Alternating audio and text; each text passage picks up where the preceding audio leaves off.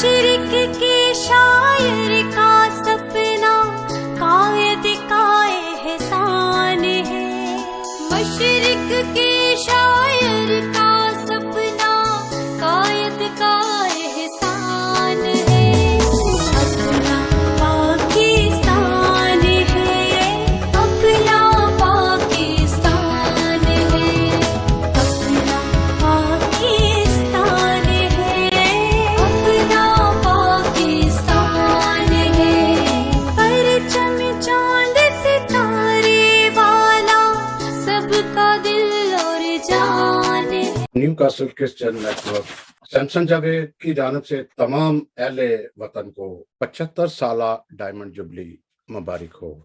75 साल किसी भी कौम और मुल्क की तामीर और तरक्की और खुशहाली के लिए एक तवील अरसा, मगर अफसोस के अगर आज हम मुल्क की सियासत, मैशियत और पाकिस्तान में रहने वाले मुख्तलिफ मज़ाहिब के दरमियान ताल्लुकात का जायजा लें तो बड़ी मायूसी होती है। जमहूरियत का मुस्तहकम ना होना, इसके जिम्मेदार नाबालिग सियासतदान जिन्होंने मुल्क की मफादात को यकसर नजरअंदाज करके अपनी अना और लूट खसूट की खातर मुल्क की मफादात को यकसर नजरअंदाज करके बहुत बड़ा नुकसान पहुंचाया है। सियासी कशीदगी की किस तरफ ले जाती है खुदा ही जाने। आज मजहबी अकलियतें सवाल करती हैं कि उन्होंने अनकंडीशनल कायदे आजम का साथ दिया और पाकिस्तान की आज़ादी में उन्होंने भरपूर किरदार अदा किया और मुख्तलिफ शोबाजात में उनकी एक काबिल कदर खिदमत है, लेकिन आज वो इम्तियाज और उनको राइट्स नहीं है, उनके पास वोट का हक नहीं है, तो वो किस तरह आज की आज़ादी शान और शौकत से मनाएं। लेकिन चूंकि हम पाकिस्तान के अकलियत पाकिस्तान की वफादार हैं, हम चाहते हैं, अकलियतें चाहते हैं कि हमें बराबरी के हकूक दिए जाएं। 11 अगस्त यौम अकलियत मनाया जाता है, जिसमें खसूसी तौर पर कायदे आजम के फरमूदात, उनकी तकरीर को याद किया जाता है, जिसमें उन्होंने लिखा था कि ना कोई अब किसी मजहब का भी है तो वो आज़ाद है, उसका मुल्क के साथ, मुल्क की अमूर के साथ कोई तल्लक नहीं है। लेकिन ये कहाँ से हुआ, कैसे हुआ कि आज वो मुख्तलिफ जुल्म का, तासब का शिकार है। तो नाजरीन, इसी मुनासबत से आज हमारे साथ एक्सपर्ट हैं। सबसे पहले हमारे साथ हैं डॉक्टर सईद जाफर अहमद साहब, जो कराची यूनिवर्सिटी में प्रोफेसर हैं तारीख के। फिर वो रिसर्च के तरीके जो है वो निकालते हैं, एक बैनुल अक़वामी शोहरत के हामिल हैं। दान में उनमें उनके कालम शाया होते हैं। उनके बाद जयपाल छाबड़िया हैं डॉक्टर, ये किसी तारफ के मुताज नहीं, अक्सर हमारे साथ भी आते हैं, एक्टिविटीज़ में हिस्सा लेते हैं, कौमी कमीशन बराए माइनॉरिटीज़ के मेंबर्स हैं और बहुत सारी एक्टिविटीज़ और सियासत में बढ़ चढ़ कर हिस्सा लेते हैं। और फिर हमारे तीसरे मेहमान हैं सैमसन सलामत साहब, जिन पर क्रिश्चियन कम्युनिटी को फख्र है, हर इश्यू पर उठते हैं। वो रवादारी तारीख के चेयरमैन हैं।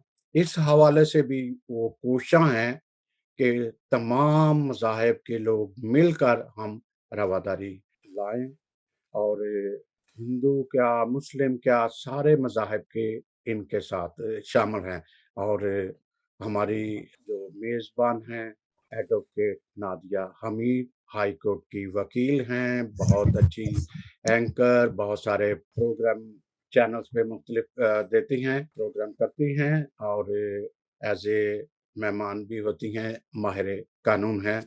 तो एक दफ़ा फिर आप तमाम मेहमानों का शुक्रिया अदा करते हुए मैं मेज़बानी एडवोकेट नादिया हमीद के सपोर्ट करता हूँ। बहुत शुक्रिया नादिया हमीद साहबा। मेरी तरफ से सबको सलाम और हैप्पी इंडिपेंडेंस डे। मेरे ख्याल में इस प्रोग्राम का बाकायदा आगाज करने से पहले हम जहाँ पे आ रहा है कि 75 साल ہم نے گزارے، اور اس سے پہلے جو پاکستان کے بننے کی جدوجہد میں اقلیتوں کا جو کردار ہے، ہم ہمیشہ سنتے ہیں کہ 3 فیصلہ کن ووٹ پاکستان کے اندر کرسچنز کے ہیں۔ تو اس کا میں تھوڑا سا بیک گراؤنڈ بتانا چاہوں گی ناظرین کے لیے، تاکہ ان کو پتا ہو کہ پاکستان کے اندر ہم کتنی قربانی اور کتنی جدوجہد کے بعد شامل ہوئے ہیں۔ تو ہمارے سامنے ہمیشہ ایک نام آتا ہے ایس پی سنگھا صاحب، جنہوں نے ایک فیصلہ کن 3 ووٹوں میں سے ایک ان کا تھا، دوسرا سی گبن صاحب ہے، تیسرا جو ہے فضل الہی صاحب ہے، اور یہ سارے قانون سازی کے اندر شامل تھے۔ ایون کہ پاکستان کے اندر بننے کے ٹائم پہ اکنامیکل جب ڈویژن ہو رہی تھی، تو اس میں سی گبن صاحب نے پراپر جو بانڈی کمیشن کو بولا تھا کہ جب آپ ایسٹس ڈیوائڈ کر رہے ہیں تو پاکستان کو اکنامیکلی ڈپرائیو مت کیا جائے یا اس کے استحصال نہ کیا جائے۔ تو یہ ہے۔ پھر اس کے علاوہ جو ہم نعرہ سنتے ہیں کہ پنجاب کو ڈیوائڈ نہیں کریں نہیں تو خون ریزی ہوگی، اور جس طرح راجہ پورس نے تباہ کاری لے کے آیا تھا تو اس کا نتیجہ ویسے ہی ہوگی۔ تو یہ ہمارے پاس جشوا فضل الدین نے یہ کوٹ کیا تھا، اور اس کو ہم کتابوں میں اگر ہسٹری کے دیکھیں تو وہ ہمیں ملتا بھی ہے۔ اس کے علاوہ بہت سارا کردار ہے جس میں ہم جرنلزم سے آپ تعلق رکھتے ہیں، جیسے سیمسن صاحب ہیں، تو وہ اس ٹائم پہ 2 جرنلسٹ کا نام جو ہمیں بہت ہائی لائٹڈ ملتا ہے، ایک ایف ای چودھری صاحب اور ساتھ میں رولیا رام صاحب، جو کہ فوٹوگرافر بھی تھے، جرنلسٹ بھی تھے، اور ساتھ میں جو لائر کمیونٹی سے تعلق رکھنے والے تھے وہ چندو لال صاحب تھے، جنہوں نے کرسچن کمیونٹی کو ریپرزینٹ کیا تھا ایز اے لائر۔ تو یہ بیک گراؤنڈ ہے، اور سب نے جدوجہد کی۔ ایون کہ اینگلو پاکستان میں پنجاب کے لیے فائٹ اتنی زیادہ کیوں ہوئی، کیونکہ پنجاب کے اندر خاص طور پر پٹھان کوٹ اور گرداسپور میں اور ایون کہ لاہور میں میکسیمم جو کمیونٹی تھی وہ اینگلو کرسچنس تھی۔ انہوں نے اپنا پراپر کردار بھی ادا کیا، اور دوسرے جیسے سندھ میں ہندوؤں نے اپنا کردار ادا کیا۔ تو اس میں ایون کہ پاکستان بننے سے پہلے مسلم لیگ، جو آل انڈیا مسلم لیگ کی جدوجہد میں انہوں نے اس طرح کردار ادا کیا کہ جب بھی وہ پروگرام یہاں پہ کوئی میٹنگ ارینج ہوتی تھی تو انہوں نے بڑھ چڑھ کے جگہ بھی پرووائڈ کی، فنڈز بھی پرووائڈ کیے۔ تو یہ چیزیں جو ہے وقت کے ساتھ ساتھ ہم صرف پاکستان سیلیبریٹ کر رہے ہیں کہ 75 سال ہو گئے ہیں، لیکن اس میں ہم قربانیوں کو بھول گئے ہیں جو کہ ہمارے آباء و اجداد نے دی تھی اور پاکستان کو بنایا۔ اور آج کا جو ٹاپک ہے کہ اقلیتوں کا کیا کردار ہے 75 سالوں میں، تو میں چاہوں گی کہ ہمارے جو گیسٹ ہیں اس کو بہت واضح طریقے سے خود بھی اپنے کام سے بھی ہمیں بتائیں گے، اور ساتھ ساتھ اس جدوجہد میں انہوں نے کیا کھویا اور کیا پایا وہ بھی ہمیں بتاتے جائیں گے۔ تو میرا سب سے پہلا کوشچن جو ہے ڈاکٹر سعید جعفر احمد صاحب سے ہے۔ آپ کی خدمات جیسے سیمسن صاحب نے بہت واضح طریقے سے بتا دی ہیں، تو میں آپ سے پوچھوں گی کیونکہ یہاں پہ بات آتی ہے کہ پاکستان کے اندر وقت کے ساتھ ساتھ جھنڈے کو تو ہم بہت اہمیت دیتے ہیں، میں نے کردار بھی بتا دیا، اس کا پرپس صرف یہ تھا کہ جو ہمارے اندر ڈسکریمنیٹری بہیویئر آتے جا رہے ہیں اور لوگ جو سمجھتے ہیں کہ پتہ نہیں مائنورٹیز جو ہے پتہ نہیں کس طرح ہمارے ملک میں آ گئی اور کیا ان کو ہم ان کے اوپر احسان کر رہے ہیں، اور ایون کہ قانون سازی بھی ان کی پراپر نہیں ہو رہی۔ تو کیا آپ اس کے اوپر تھوڑی سی روشنی ڈالے چاہیں گے کہ یہ جو کردار ہے ہم صرف جھنڈے کی حد تک نہ رہ دے، اس کو علامتی نہ بنائیں، بلکہ اس کو واضح طور پر قانون سازی میں پھر ہمارے ایجوکیشن کے اندر بھی کس طرح لایا جا سکتا ہے؟ دیکھیں ٹھیک ہے، آپ نے گو کے سوال جو ہے وہ پاکستان بننے سے بعد کی صورتحال کے حوالے سے رکھا ہے، اور یہ تو ایک معلوم حقیقت ہے کہ پاکستان بننے کے بعد کسی بھی دور میں مائنورٹیز کے ساتھ وہ منصفانہ کردار نہیں ادا کیا گیا یا وہ رویہ اختیار نہیں کیا گیا جو ایک کسی بھی ملک ریاست میں ہے۔ اس میں مختلف سطحوں کے اوپر ڈسکریمنیشن کیا گیا ہے۔ ایک تو بہت بڑا ڈسکریمنیشن خود کانسٹیٹیوشن کے اندر موجود ہے، پھر جو ملک کے قوانین ہیں ان قوانین کے اندر ڈسکریمنیشن ہے، پھر ان قوانین پر عمل درآمد کا جو میکنزم ہے ان کے اندر ڈسکریمنیشن ہے، اور پھر سب سے بڑا ڈسکریمنیشن وہ ہے جو معاشرے میں پھیل چکا ہے اور معاشرے کی سطح پر شہریوں کے درمیان پایا جاتا ہے۔ اچھا، جو معاشرے کی سطح پہ ڈسکریمنیشن ہے اس کی ذمہ داری بھی بنیادی طور پر ریاست پہ آتی ہے۔ اگر ریاست اپنی جگہ ایک منصفانہ کردار ادا کر رہی ہو، آئین اور قوانین جو ہیں وہ شہریوں کو برابر رکھ کے دیکھ رہے ہوں، تو اسی انداز سے پھر شہریوں کی اور معاشرے کی تربیت ہوتی ہے اور تعمیر ہوتی ہے۔ تو معاشرے کی سطح پر جو ڈسکرمنیشن ہے اس کے بھی ڈانڈے وہیں سے جا کے ملتے ہیں۔ لیکن نادیہ صاحبہ، آپ مجھے اجازت دیں کہ ایک تاریخ کے طالب علم ہونے کی حیثیت سے میں یہ بات ضرور اس فورم پہ رکھوں کہ دیکھیے پاکستان کا آئیڈیا کیا تھا۔ پاکستان جب بنا ہے تو کسی کے ذہن میں یہ بات نہیں تھی کہ یہاں پہ صرف مسلمان رہیں گے۔ پاکستان مسلم اکثریتی صوبوں کے اوپر مشتمل ملک کے طور پہ وجود میں آیا، لیکن ان تمام صوبوں کے اندر خواہ وہ سندھ ہو، وہ اس زمانے کا صوبہ سرحد ہو جسے اب ہم خیبر پختونخوا کہتے ہیں، وہ پنجاب ہو یا وہ بنگال ہو یا بلوچستان کا خطہ ہو، ہر جگہ غیر مسلم بڑی تعداد میں آباد تھے۔ اور بعض صورتوں میں تو استعماری دور میں انگریز کے زمانے میں اس طرح کا ڈسکریمنیشن نہیں پایا جاتا تھا جس طرح کے بعد میں پاکستان بننے کے بعد کیا گیا۔ تو یہ بات اس وقت کسی کے ذہن میں یہ نہیں تھی کہ پاکستان ایک ایسی ریاست بنے گا کہ جہاں پہ صرف ملائیت کی حکومت ہوگی اور ریاست کے وہ عناصر بھی جو بظاہر پڑھے لکھے ہیں، لبرل ہیں، وہ بھی اس ریاست کو ایک تھیوکریسی بنانے کی سمت میں لے جائیں گے۔ اگر آپ کو موقع ملے تو آج ڈان میں میرا ایک بہت طویل مضمون شائع ہوا ہے کہ پاکستان ایک تھیوکریسی کیسے بن گیا، جبکہ قائد اعظم پاکستان بننے سے پہلے بار بار یہ کہہ رہے تھے کہ پاکستان تھیوکریسی نہیں ہوگا۔ دوسری بات یہ کہ 1946 سے پہلے جب بھی کبھی پاکستان کی بات ہوتی تھی اس وقت کسی کے وہم و گمان میں یہ بات نہیں تھی، یا مسلم لیگ نے کبھی یہ نہیں سوچا تھا کہ پنجاب اور بنگال کی تقسیم بھی ہوگی۔ تصور کیجئے کہ پورا پنجاب پاکستان میں شامل ہو جاتا تو پاکستان کی آبادی میں 40-45% غیر مسلم ہوتے، تو کیا اس وقت پاکستان کو اس طرح کی آپ تھیوکریٹک اسٹیٹ بنا سکتے تھے جیسا کہ بعد میں بنائی گئی؟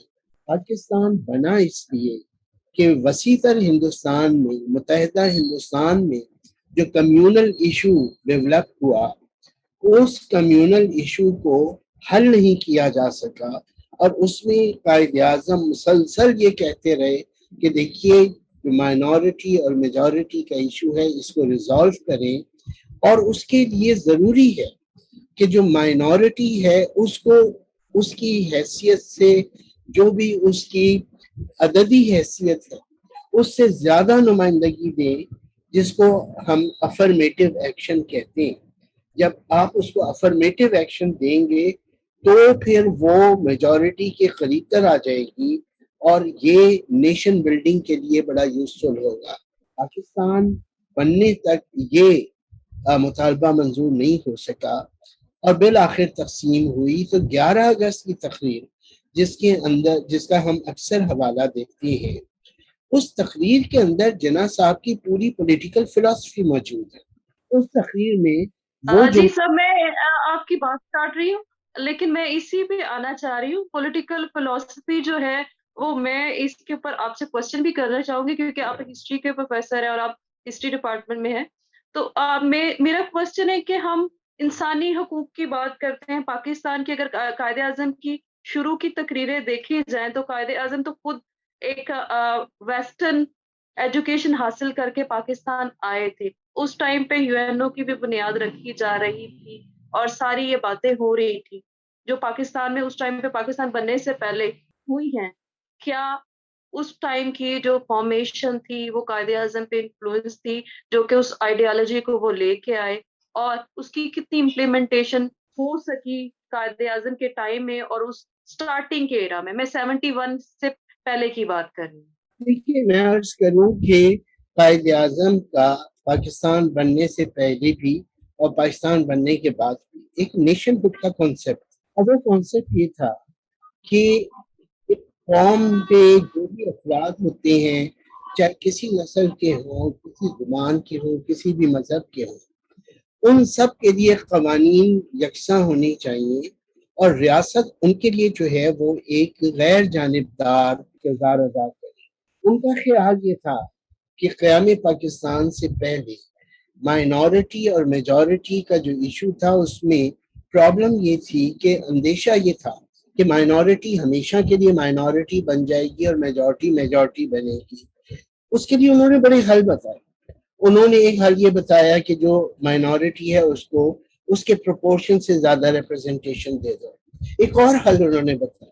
انہوں نے وہ حل یہ بتایا کہ مثلا پنجاب میں مسلمانوں کی اکثریت ہے اور یو پی میں ہندوؤں کی اکثریت ہے, تو پنجاب میں ہندوؤں کو ان کی جو بھی پروپورشن ہے اس سے زیادہ ریپرزنٹیشن دے دو, اور ان ریٹرن یو پی میں جو مسلمان مائنورٹی میں ان کو ان کی جو سمجھے کہ پروپورشن بنتا ہے اس سے زیادہ ریپرزنٹیشن دے دو, تو یہ ایک بیلنسنگ ایکٹ ہو جائے گا اور دونوں خطوں کی مائنورٹی سیٹسفائی ہو جائیں گی. یہ ایک اور فارمولا تھا جو لکھنؤ ایکٹ میں بھی تھا, جو بعد میں بھی انہوں نے بارہا پیش کیا. تو جناح صاحب یہ چیزیں کرتے رہے لیکن یہ ہو نہیں سکا, اور فائنلی بات یہاں تک پہنچی کہ نہیں جی انڈیا کو پارٹیشن کرنا ہوگا. اور جب انڈیا پارٹیشن ہو گیا اور پاکستان بن گیا تو جناح صاحب نے 11 اگست کی تقریر میں کہا کہ ہوا کیا. پہلے انہوں نے انڈیا والا بیک گراؤنڈ بتایا.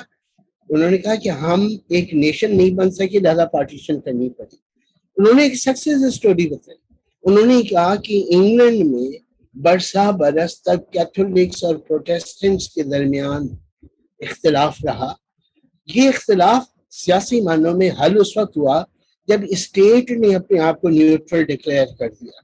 تو انہوں نے کہا ہمارے سامنے دو راستے ہیں, یا ہم پری پارٹیشن انڈیا کا راستہ اختیار کریں یا ہم انگلینڈ کا راستہ اختیار کریں.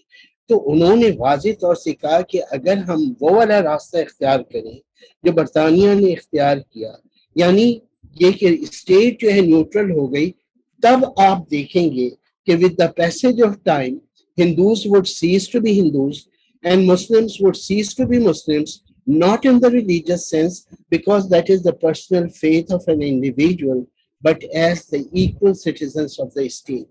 میرے خیال میں اتنا کیٹیگوریکل اور اتنا clear vision of nationhood ہو نہیں سکتا. یہ تو تھا جناح صاحب کا ویژن.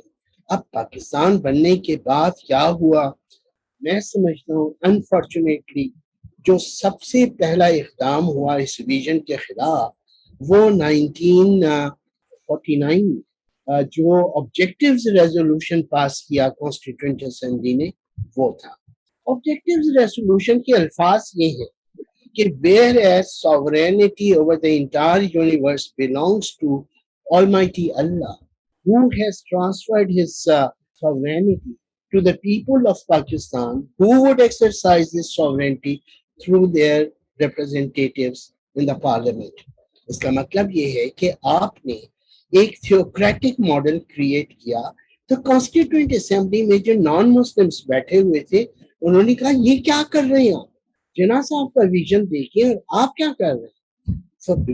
مثلاً یہ کہ بڑی کامن سینس کی بات ہے کہ نان مسلم جو ہے وہ کیوں sovereignty over entire universe belongs to Allah کے نوشن کے اوپر اگری کریں گے. So right from there started objection, and the gentleman who was the law minister of Pakistan chosen by Qaid Azam Muhammad Ali Jinnah, after this resolution was passed, he had to depart Pakistan and he went back to India. میرا خیال یہ ہے کہ that is the beginning of the launching of the project of theocracy in Pakistan, جو آج وہاں پہنچ چکی ہے کہ آج پاکستان کی پاپولر پارٹیز بھی جو ہیں اسی تھیوکریٹک ماڈل کے اندر نظریاتی مشکلاتیاں کر رہی ہیں. جی میں آپ کی باتوں سے ایگری کروں گی اور اس کے بعد میں سیمسن سلامہ صاحب سے بات کروں گی کہ آپ کی بہت ساری خدمات ہیں کمیونٹیز کو اپلفٹ کرنے کے لیے, اور آپ کی جو تحریک ہے یا آپ نے ادارہ اپنا بنایا رواداری, تو کیا آپ سمجھتے ہیں کہ ہم مختلف یونو کے سیکریٹری بھی ہیں, سارے معاہدے کرنے کے باوجود بھی وقت کے ساتھ ساتھ پاکستان جو آئیڈیالوجی لے کے بنا تھا اور جو ہم نے سگنیٹری ہونے کے باوجود کیا یہ امپلیمنٹیشن ہو رہی ہے کہ ہم اس طرح کا جو ایک ایسی سچویشن پیدا ہو گئی ہے کہ ہم کسی بھی ٹائم پہ کوئی بھی سیف نہیں ہے، سیکیورٹی ایشوز ہیں، پھر انتہا پسندی جو ہے وہ ذہنوں میں گھسا دی گئی ہے اور اس کا جو ہے کتابوں کے اندر تک وہ پہنچ چکی ہے. تو اس کے اوپر آپ کیا کہیں کہ اس کو ہمیں کس طرح بہتری کی طرف لے کے جانا چاہیے اور کون سے ایسے فیکٹر تھے جو کہ پاکستان کو اس موڑ پہ لے آئے ہیں کہ ہم اب اس کا کمپیریزن کر رہے ہیں پچھلے کچھ دنوں سے کہ یہ سری لنکا والی سچویشن میں پہنچ جائے گا؟ مجھے لگتا ہے کہ قائد اعظم کا جو ویژن ڈاکٹر جعفر احمد صاحب نے بیان کر دیا ہے اس سے یہ لائن تو کلیئر ہو جاتی ہے کہ قائد اعظم اس طرح کا پاکستان چاہتے ہیں. مجھے لگتا ہے کہ آج کا Pakistani is totally contrary to the vision of Quaid Azam Muhammad Ali Jinnah the founder of Pakistan. آج کا پاکستان مجھے قائد اعظم کا پاکستان کم اور ٹی ایل پی کا پاکستان زیادہ لگتا ہے. اور جہاں پر ٹی ایل پی، طالبان اور اس طرح کے درجنوں ایسے گروہ موجود ہوں گے جو یہ سمجھتے ہیں کہ یہ ملک جو ہے وہ صرف مسلمانوں کے لیے بنایا گیا ہے، اسلام کی سربلندی کے لیے بنایا گیا ہے، اور جو دوسرے ہیں وہ کسی صورت میں بھی برابر کے شہری نہیں ہو سکتے یا برابر کے حقوق ان کو نہیں مل سکتے. اور کانسٹیٹیوشن آف پاکستان جو ہے وہ اس کی ایک واضح شکل بھی ہمیں دیتا ہے. کانسٹیٹیوشن آف ریاست کا سٹرکچر جو ہے وہ بیس کرتا ہے ظاہر ہے کانسٹیٹیوشن پہ، اور چونکہ کانسٹیٹیوشن ہمیں برابر کے درجے کا شہری جو ہے وہ کنسیڈر نہیں کرتا، ہماری جو شہریت ہے وہ ایکول سٹیزن شپ کی بنیاد پر نہیں ہے. تو میں نہیں سمجھتا کہ جو قائد اعظم نے جو کچھ کہا تھا اس کی تصویر آج ہم دیکھ رہے ہیں پاکستان میں. تو میرا بڑا کنسیڈرڈ اوپینین ہے کہ پاکستان میں اب یہ کوئی ڈھکی چھپی بات نہیں ہے کہ ہمارے ملک کے اندر درجنوں ایسی انتہا پسند تنظیمیں ہیں جو انسانی حقوق، آپ نے یونائٹڈ نیشنز کے کنونشنز کی اور ٹریٹیز کی بات کی ہے. They do not believe on the principles of human rights, اور human rights کا principle ہی جو ہے وہ equality اور non discrimination کے گرد گھومتا ہے. تو وہ ایسا بہت بڑا مائنڈ سیٹ پاکستان کے اندر موجود ہے جو ایکوالٹی اور نان ڈسکریمنیشن پر بلیو نہیں کرتا. تو جس کی وجہ یہ ہے کہ آج Pakistan is worst for the rights of minorities in the world, جو 4-5 ورسٹ ممالک ہیں دنیا میں اقلیتوں کے حوالے سے، پاکستان ان میں سے ایک ہے. تو پاکستان کو مجھے لگتا ہے کہ اوور ہالنگ کی ضرورت ہے، اور we need to start from the structure of the state. اور اسٹرکچر آف دا اسٹیٹ جو ہے وہ that begins with the constitution. مجھے کبھی سمجھ نہیں آتی کہ ریاست کو میرے مذہب سے کیا دلچسپی ہے. میں مسجد جاؤں، میں مندر جاؤں، ریاست کوئی مذہبی ادارہ تو نہیں ہے. ریاست تو میرا اور جو ریاست ہے اس کا ایک سوشل کانٹریکٹ ہے.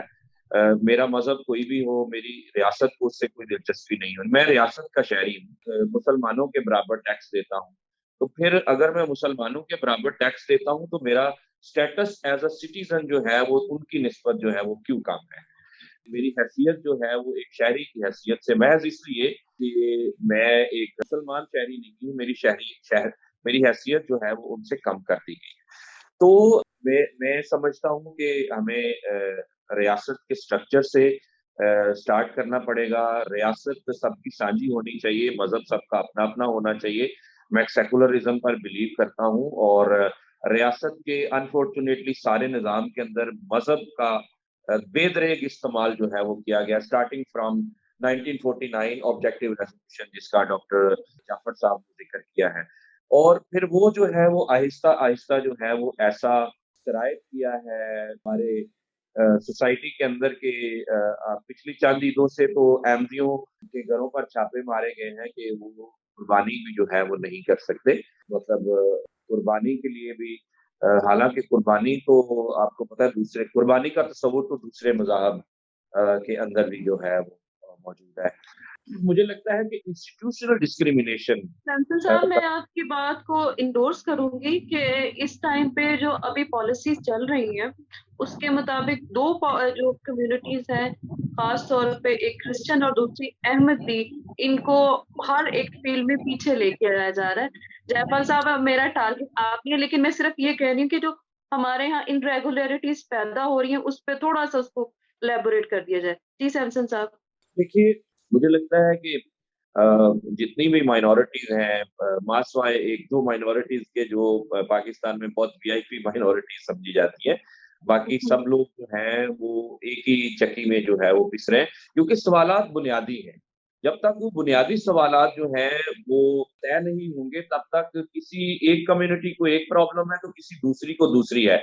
मसलन जो मसला हिंदुओं को है पाकिस्तान में, वो शायद क्रिश्चियंस को नहीं है। मसलन ये कि हिंदुओं को हमेशा हिंदुस्तान के साथ जोड़ा जाता है। जब भी हिंदुस्तान को गालियाँ देनी है, साथ में हिंदुओं को भी गालियाँ गालियाँ जो है वो पड़ती हैं। तो जब भी जो है वो अमेरिका या वेस्ट का नाम आता है, तो हमेशा जो पाकिस्तान के क्रिश्चियंस हैं, उनको समझा जाता है कि ये कोई वेस्ट के एजेंट हैं। तो हालाँकि ऐसा कुछ नहीं है। हिंदू और ख़ास तौर पर पाकिस्तान के जो क्रिश्चियंस हैं, मैं हमेशा ये कहता हूँ कि they are sons and daughters of the soil. ये कहीं से हिजरत करके नहीं आए। पाकिस्तान के मुसलमानों को अक्सरियत को ये समझने की ज़रूरत है कि मुसलमानों की बहुत बड़ी तादाद तक़सीम हिंदुस्तान के वक़्त हिजरत करके पाकिस्तान आई थी।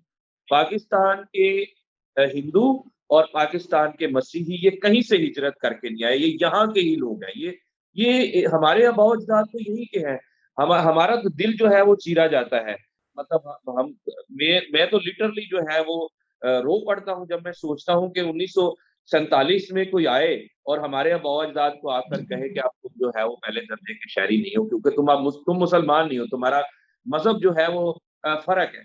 तो भाई वो लोग जो कहीं से उठ कर नहीं आए, वो कोई बाहर से आके जो है वो आपकी सॉवरेनिटी पे कब्ज़ा कर ले, आपकी जो मिट्टी से मोहब्बत है उसको चैलेंज करे, आपको शक की निगाह से देखे, आपको दूसरे तीसरे दर्जे का शहरी जो है वो समझे।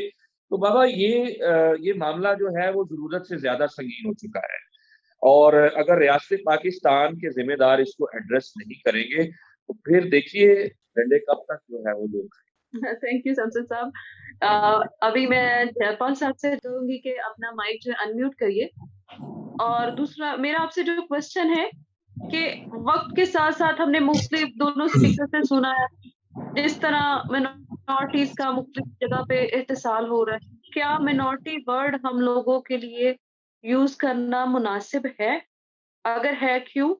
और कॉन्स्टिट्यूशन के अंदर वर्ड एक इस्तेमाल हो रहा है गैर मुस्लिम जो कि 40 दफ़ा इस्तेमाल हुआ है। क्या ये हमारे साथ डिस्क्रिमिनेटरी बिहेवियर नहीं है?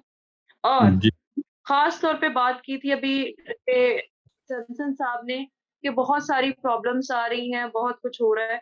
तो क्या कम्युनिटी के अंदर जो कि हमारी दिन-ब-दिन नंबर जो है मिनॉरिटीज़ का, उसमें सारी मिनॉरिटीज़ का, वो डिक्रीज़ क्यों होता जा रहा है? अच्छा, इसमें थैंक यू, आप लोगों ने ये प्रोग्राम रखा। मैं थोड़ी सी बात इस पे भी जरूर करूंगा कि ये जो जाफर अहमद साहब की होता, मैं उनसे एग्री करता हूँ कि एक तो जो पाकिस्तान बना उसका कायदे-ए-आज़म मोहम्मद अली जिन्ना का विजन बहुत ही क्लियर था, सेक्युलर था और बिल्कुल ओपन सेक्युलर था। उसका रीजन ये है कि न क्रिश्चियनों का दिमाग खराब था, न जोगिंदर नाथ मंडल का खराब था कि वो इस्लामी रियासत के अंदर कोई रहने आ रहे थे या वो उस वीएन को कबूल कर रहे थे। उन्होंने उसकी कायदे-ए-आज़म की मदद जो की या पाकिस्तान की जो हिमायत की, उसका रीजन ये था कि ओपनली कायदे-ए-आज़म का वीएन सेक्युलर था और इसी वजह से जो तमाम मजहबी हलकों ने कायदे-ए-आज़म की जाती और पाकिस्तान की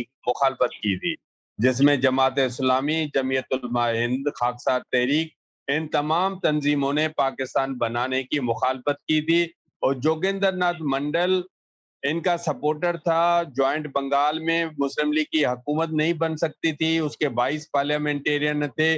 सहरवर्दी उनका चीफ मिनिस्टर तब बना था जब जोगिंदर नाथ मंडल ने उनकी मदद की थी। और पाकिस्तान बनने से पहले 46 में इंटीरिम गवर्नमेंट में कायदे-ए-आज़म ने किसी मुसलमान को वजीर कानून नहीं लगाया था। जोगिंदर नाथ मंडल को 46 में भी वजीर कानून लगाया था। फिर दोबारा उनको जब पाकिस्तान बना, अगर ये जो हमें जो कई जो उलमा हैं हमारे जो बोलते रहते हैं कि पाकिस्तान का मतलब क्या, हम उनको समझाना चाहते हैं, बताना चाहते हैं कि अगर ये मतलब होता कायदे-ए-आज़म का, तो वो हिंदू कैसे इस्लामी लॉ बना सकता है? तो कायदे-ए-आज़म मोहम्मद अली जिन्ना तो किसी मौलवी को या आलिम को बना देते। तो ये हिंदू को लॉ मिनिस्टर बनाना तो उनका क्लियर विजन था, और सिर्फ लॉ मिनिस्टर नहीं बनाया, उसका लॉ सेक्रेटरी भी कार्निलियस को बनाया, तो लॉ सेक्रेटरी भी नॉन मुस्लिम था, chief of army staff Pakistan का जो वो नॉन मुस्लिम था, फॉरेन मिनिस्टर अहमदी था। तो कायदे-ए-आज़म मोहम्मद अली जिन्ना का विजन बिल्कुल क्लियर था एक सेक्युलर स्टेट का। ये ऑब्जेक्टिव रेजोल्यूशन में जैसे जाफर अहमद ने बात की, ये सोचने की बात है कि कायदे-ए-आज़म के विजन से, बल्कि इससे पहले एसपी सिंघा को रिमूव किया गया था, उनकी स्पीकरशिप से हटाया गया था, ये भी तारीख का हिस्सा है। लेकिन जोगेंद्र नाथ मंडल को इन्होंने हटाने की जुर्रत नहीं की थी, लेकिन जोगेंद्र नाथ मंडल ने खुद नाराज होकर एतराज करके और रिजाइन करके और एक रिफ्यूजी की जिंदगी, शरणार्थी की जिंदगी जाके हिंदुस्तान में 14 साल वो जिंदा रहा। आज इस पाकिस्तान में एसपी सिंघा का कोई फैमिली मेंबर नहीं है, जोगेंद्र नाथ मंडल का कोई फैमिली मेंबर मौजूद नहीं है, ना कायदे-ए-आज़म का कोई फैमिली मेंबर यहाँ रहने के लिए तैयार है। तो ये जो चेंज किया गया सारा उसका एक विजन, और इसमें कसूर जो है जितने हुक्मरान हैं यहाँ की रियासत, क्योंकि मैं being a doctor, medical doctor, ये समझता हूँ कि जब मेरे पास कोई मरीज आता है उसके हाथ भी साबित हो, पाँव भी साबित हो, आंखें भी, लेकिन वो मेंटली रिटार्डेड हो तो वो किसी काम का नहीं है। यहाँ की जो कंट्रोलिंग अथॉरिटी हमारे मुल्क की है, जो कंट्रोलिंग पावर है स्टेट, वो कभी इस मुल्क में ये नहीं दिखाया गया। जो अमर अकबर एंथोनी हिंदुस्तान में फिल्म बन सकती है, तो पाकिस्तान में ऐसी फिल्म क्यों नहीं बन सकती कि हिंदू, मुसलमान, क्रिश्चियन कोई दोस्त हो सकता है। इसको भी छोड़ें, कभी शिया और सुन्नी की भी कोई ड्रामा नहीं दिखाया गया, किसी सिंधी पंजाबी को नहीं दिखाया गया।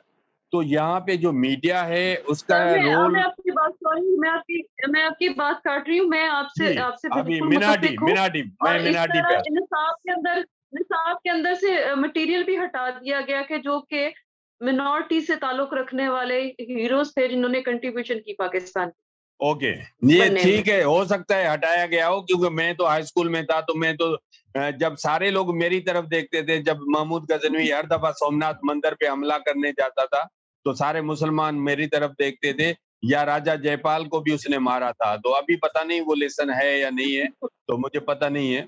अच्छा, आपने मेरे से पूछा कि मिनाटी का, तो ये मैं इसमें बिलीव करता हूँ कि रिलीजियस माइनॉरिटीज पूरी दुनिया में होती हैं, यूके में भी है, हिंदुस्तान में भी मुसलमान को रिलीजियस माइनॉरिटी माना जाता है। तो माइनॉरिटी लफ्ज कहने में कोई बुराई नहीं है, मुझे पूरे राइट्स चाहिए as a citizen, as a culture. अगर मेरी नेशन पूछेगा कोई भी, तो मैं सिंधी हूँ, तो मेरी नेशन सिंधी है, तो मैं यहाँ कल्चरल माइनॉरिटी नहीं हूँ। लेकिन जो जो वो कम आबादी वाले रिलीजियस माइनॉरिटी, ये पूरी दुनिया में बोला जाता है, उसमें मैं समझता हूँ टर्मिनोलॉजी भी है, हमें अटकना नहीं चाहिए। मुझे ये है जो वायदा एक तो कायदे-ए-आज़म ने किया कि हमें, और दूसरा एक यूके का मेयर, एक यूके का ख्वाब अभी जो एक हिंदू भी देख रहा है कि वो वजीर-ए-आज़म वहां बनने की पोजीशन में आ गया है कि शायद बन सके। तो हम चाहते हैं कि पाकिस्तान में ये ख्वाब हमसे क्यों छीना गया। और जो अभी मौजूद पार्टियां हैं, सिर्फ उसका लियाकत अली खान की बात नहीं है, अभी जो बिलावल भुट्टो की पार्टी है, अभी जो मुस्लिम लीग की पार्टी है, अभी जो पीटीआई की पार्टी है, ये जो 73 में क्यों लिखा गया कि नॉन मुस्लिम प्रेसिडेंट नहीं बन सकता, उसको भी छोड़ें। 18वीं तरमीम में ये क्यों लिखा गया कि वजीर आजम नॉन मुस्लिम नहीं बन सकता, चीफ जस्टिस नहीं बन सकता, चीफ इलेक्शन कमिश्नर नहीं बन सकता। बिलावल भुट्टो ये क्यों बोलता है कि मैं क्रिश्चियन को वजीर आजम देखना चाहता हूं, जबकि वो इसको पाबंदियों को खत्म करने के लिए तैयार नहीं है मेंटली। तो ये सिर्फ ख्वाब दिखाना हमें, ये कैसे मुमकिन है? ये इसको, जैसे मेरा लीडर इमरान खान ये मानता है कि हमसे गलती हो जाए तो यू टर्न लेने में कोई शर्म की बात नहीं है। तो पाकिस्तान में बिलावल भुट्टो हो, इमरान खान हो या नवाज शरीफ, इनको यू टर्न लेना पड़ेगा। इससे मैं ठीक है, चाहूंगी कि हम किसी पार्टी को ना ही हाईलाइट करें, क्योंकि अभी ओके, हम जो बात कर रहे हैं वो पाकिस्तान के लिए कर रहे हैं, ना कि उसके ठेकेदारों की बात कर रहे हैं। तो आप मेरे आपसे जो इस क्वेश्चन का दूसरा हिस्सा था कि मिनॉरिटीज जो हैं मुख्तलिफ, वो क्यों उनका नंबर कम होता जा रहा है, क्योंकि आपका ताल्लुक जो है नेशनल कमीशन फॉर मिनॉरिटी है, तो इस वजह से आपने रिसर्च भी की है, फिर शुएब सटल के साथ आपने काफी सारी पॉलिसीज के ऊपर सुनने में आया कि वो उसमें उसमें काम किया गया है, उसमें जो कि मैं उसमें उसमें दो तीन रीजन हैं। एक तो जो हम चीज नहीं मानते, माइनॉरिटीज यहाँ से माइग्रेट भी हुई हैं, और जब आपको ये नजर आ रहा है एसपी सिंघा की फैमिली भी चली गई, जोगेंद्र नाथ की फैमिली भी चली गई, तो हमारे कई बच्चे हैं जो पढ़ाई के बाद वो बाहर जा रहे हैं, और कई एक तो रीजन ये है। दूसरा रीजन ये है कि हमारे यहाँ फैमिली प्लानिंग ये बड़ा इशू है। अभी मैं इस पे प्रोग्राम भी किया है कराची में, कि पाकिस्तान में जो मुस्लिम आबादी है उनमें फैमिली प्लानिंग कम है, तो उनकी आबादी ज्यादा बढ़ रही है, हमारी आबादी उतनी नहीं बढ़ रही, तो ये एक रीजन है। दूसरा ये भी कई जो क्रिश्चियन हमारे दोस्तों ने कई जगह पे पॉइंट आउट भी किया है कि हमारी जो आबादी आदमशुमारी सही नहीं की गई, लेकिन उस पे प्रैक्टिकली वर्कअप करने की जरूरत है। तो किसी भी छोटी आबादी को जहां शक है कि यस को प्रॉपर काउंटिंग नहीं हुई, लेकिन उसको अमली तौर पर हमने साबित नहीं किया इस केस को, क्योंकि उस पे हम मर्दमशुमारी को सही करा पाए, तो अगर कोई भी इस पे वर्कअप करता है, तो मैं समझता हूँ उसको भी सही किया जा सकता है पाकिस्तान। नादिया, नहीं, मैं इसके ऊपर एतराज करूंगी। जयपाल साहब के मैं मुतफिक नहीं हूँ, क्योंकि जयपाल साहब आपका काम जो है, आपकी जो वो इदारा बना है नेशनल कमीशन फॉर मिनॉरिटीज, अगर मैं मिनॉरिटीज के अंदर कोई इस तरह की प्रॉब्लम आती है, वो मुतफिक नहीं होते, तो इस कमेटी ने कहाँ पे अपना किरदार अदा करवाया? क्योंकि मैंने अभी तक उसका कोई फिजिकली काम होते देखा नहीं, सिर्फ मैंने पेपर्स ही देखे कि मिनॉरिटी कमीशन ये है, वो यहाँ पे प्रोग्राम में जा रहा है, यहाँ पे केक काट रहा है, वहां पे पौधा लगा रहा है, इसके अलावा मुझे नहीं नजर आया। अच्छा, मेरे ऐसे ख्याल में इस बात से मैं मेरे ख्याल में मुख्तसर सैमसन मुख्तसर सलामत साहब बोल भी एग्री करेंगे। मुख्तसर मैं मुख्तसर बोल दूं। नादिया, इन सवालों पे सैमसन मेरा सैमसन में छोटा सा कमीशन का बता दूं थोड़ा। देखें, कमीशन ने एक तो कमीशन को पाकिस्तान में ये पहली दफा कमीशन नहीं बनी, इससे पहले भी बनी थी, लेकिन इसको पांव पे खड़े होने दिया ही नहीं गया, क्योंकि इसका एक्ट मंजूर नहीं कराया गया।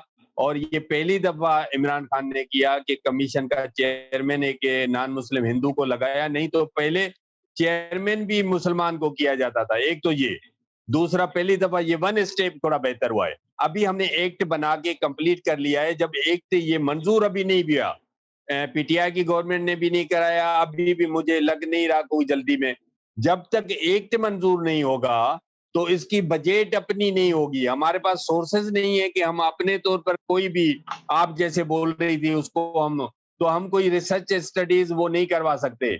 हम तो मोहताज हैं एक मिनिस्ट्री के, वो टिकट देते हैं और हम जाके, बाकी जो हमने बेहतर काम किया है, पाकिस्तान में जो ज्यादातर प्रॉपर्टीज क्रिश्चियनों की बिकी जाती हैं, सेल आउट हुई हैं, तो यहाँ एनओसी जो है वो कमीशन को देनी पड़ती है, उस पे भी कोई प्रॉपर वर्किंग नहीं थी, जो मेरी मौजूदगी, हमारी मौजूदगी मैं एक इसके ऊपर मैं इसको बाद में आती हूँ कि वो जो आपने पूरी कमीशन बात कर दी कमीशन का, प्रॉपर्टीज के ऊपर, मैं इसके ऊपर तो आपके पास इसको आ रही हूँ कमीशन की। ठीक है, ठीक है, मैं इसके ऊपर क्वेश्चन लेती हूँ आपसे। मेरी ठीक नेक्स्ट है। क्वेश्चन जो है डॉक्टर सईद जाफर साहब से है। आपकी जो स्टडीज हैं, कायदे आज़म की स्पीचेस हैं, वो सारा जो आइडियोलॉजी के मुताबिक चला जाए, तो उसके मुताबिक तो ये सेकुलर स्टेट बनी थी। क्या ऐसी वजूहात हुई कि हमने इसको यूनिफाई कर दिया, सिर्फ एक मजहब को ही आगे लेके आए गए? और आपकी नजर में क्या इस दुनिया जो है, दुनिया के मुख्तलिफ ममालिक ने, इस्लामी ममालिक ने, इवन के सऊदी अरब ने अपने साथ इस्लामी स्टेट का वर्ड नहीं लगाया, यूनाइटेड अरब अमारात उन्होंने भी नहीं लगाया, बहुत सारे ऐसे मुल्क हैं जिनके साथ लगा था वो खत्म कर दिया गया। क्या आप जैसे जो थिंकर हैं या स्कॉलर्स हैं, या हमारे पास बड़े लोग बैठे हैं जो हिस्ट्री को बहुत अच्छे तरीके से जानते हैं, क्या वो इसके लिए आवाज नहीं उठा सकते कि जहां पे हम बात करते हैं, मुख्तलिफ डिबेट्स करते हैं कि ये राइट नहीं दिया गया, ये डिस्क्रिमिनेशन हो रही है, कि हम एक सोच पैदा की जाए कि हमें एक फ्री स्टेट बनानी है, ताकि जहां पर एक हिंदू भी उठ के प्राइम मिनिस्टर बन सके, एक सिख भी बन सके, एक क्रिश्चियंस भी बन सके, अहमदी को उसके राइट दिए जाएं, और इवन के यहूदी जो है वो प्रॉपर यहाँ से खत्म हो चुके हैं, कराची में उसका कब्रिस्तान मिलता है। तो आप इसके बारे में क्या कहेंगे कि क्या पाकिस्तान को उस, अगर तरक्की करनी है तो उस तरफ लेके जाना चाहिए कि यहाँ इसी ही गोल चक्कर के अंदर घुमाना चाहिए। Okay, thank you very much miss Nadia. आपने जहाँ से बात शुरू की वहीं से मैं पिक करके आपके दोनों बातों का जवाब दूंगा। पहली बात तो यही कि पाकिस्तान कायद आज़म का जो विजन था, कायद आज़म के सियासी अफकार, वो क़याम पाकिस्तान से पहले के हों, क़याम पाकिस्तान के वक्त के हों या बाद के हों, बुनियादी तौर से एज अ लॉयर ठीक है, वो अपनी आर्गूमेंट्स के अंदर कभी किसी चीज को ज्यादा फोर्स कर रहे होते थे, कभी किसी, लेकिन बहसियत मजमूई एज अ पॉलिटिकल विजन उनके ख्यालात जो हैं वो बेसिकली सेकुलर आइडियाज थे। उनकी तालीम वेस्ट में हुई थी, उनके सारे जो पॉलिटिकल आइडियल्स थे वो वेस्टर्न थे। वो हाउस ऑफ कॉमन्स की जो कार्रवाइयाँ हैं वो देखते थे, उन लिबरल मुफक्किरीन से मुतासिर थे, वो गोखले के प्रोटेजे थे, उन्होंने तरबियत पाई थी इन्हीं लोगों के अंदर। और फिर लेजिस्लेटिव असेंबली में, इंपीरियल लेजिस्लेटिव असेंबली में उनकी स्पीचेस भरी पड़ी हैं राइट्स के मौजू के ऊपर, और उन्होंने हिंदुओं के मुकदमे भी लड़े हैं। वो सारी उनका एक जो उनकी लाइफ है, उनका करियर है, बिल्कुल क्लियर है, जो कि एक सेकुलर लाइफ थी। उनके ख्यालात सेकुलर थे। उन्होंने जब मुस्लिम नेशनहुड की भी बात की तो जो उनके पॉइंट्स ऑफ रेफरेंस होते थे वो थे जो 20th सेंचुरीज के जो हवा में जो ख्यालात फैल चुके थे, Nations right of self determination. आपने शुरू में लीग ऑफ नेशंस की तरफ इशारा किया, 1926 में वो बनी, और वो nations right of self determination, it was a well known concept all around the world. Jinnah साहब उसको बार बार इन्वोक करते हैं, तो उनके आइडियाज थे। आपका सवाल ये कि कल हुआ क्या? मजे की बात यह है कि पाकिस्तान बनने के बाद पाकिस्तान को थियोक्रेसी के रास्ते पर मौलवियों ने नहीं डाला। मौलवी फैसिलिटेटर जरूर बने, वो पूरा एलिमेंट जिसने पाकिस्तान की मुखालफत की थी वो सब ऑन बोर्ड लिए गए और उन्हें फैसिलिटेटर बनाया गया। और ये काम किया उन लोगों ने जो खुद एजुकेटेड लोग थे, वेस्टर्न एजुकेशन उन्होंने हासिल की हुई थी, मेनली फ्रॉम ब्यूरोक्रेसी और पॉलिटिकल ईट, जो आम तौर से देखा जाए तो लिबरल लोग थे। व्हाई दे यू रिलीजन पर स्टेट का रीजन ये था कि दे वर अनरिप्रेजेंटेटेड पीपल, दे वर अनइलेक्टेड पीपल।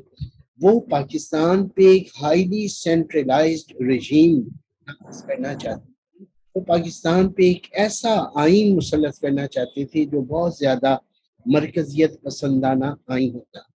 और इस मरकजियत पसंदाना आइन में सूबों को इख्तियारात देना मकसूद नहीं था। अब सूबों के इख्तियारात आप कैसे दबा सकते हैं? सिर्फ इस तरह से दबा सकते हैं कि आप उन्हें कहें कि तुम भी मुसलमान हो, हम भी मुसलमान हैं, and we are governed by our religion, हम इसे एक इस्लामी रियासत। तो आपके ये पूरा पॉलिटिकल प्रोजेक्ट था। मैं कहूँगा it was not even a religious project, it was a political project to use Islam for the purpose of creating a highly centralized state with military and bureaucracy at the center of it as the operating state. अब उन्होंने जब ये किया तो आइन बनने में दुश्वारी हुई, और जब आइन बनने के हम करीब पहुंचे 1954 में, तो गवर्नर जनरल 1956 का कॉन्स्टिट्यूशन बना।